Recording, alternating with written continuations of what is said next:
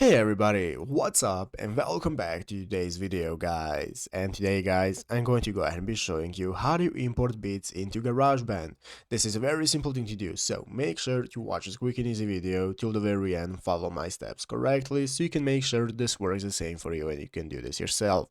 But yeah guys, let's get straight into it. So the first thing you want to do is go ahead and open up the official GarageBand application on your mobile phone if you have not already. If you do not have the application, just go to the App Store and download, and after opening it up you'll be greeted by this main page right here, which is the home page where we can see all the options we can use for recording and making our music. So you can see we can find the instruments we can play, like the keyboard, drums. We can even plug in a guitar or bass and play, and we can just go ahead and open up the normal audio recorder. So this works the same for anything that you open up. I'm just going to use the audio recorder option right here to show you today how it works, but it will work the same for all of the options.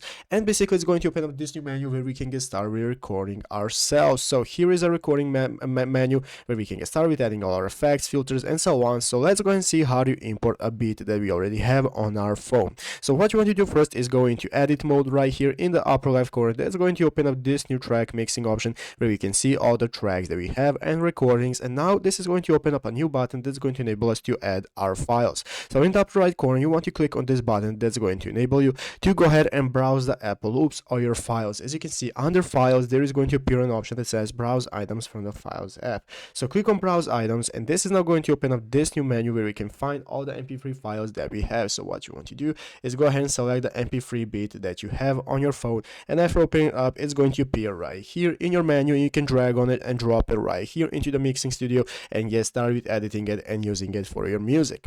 But yeah guys, basically that is how to do it. So I hope this video was helpful. If it was, make sure to leave a like, subscribe to the channel. So you guys, thank you for watching, take care, and bye.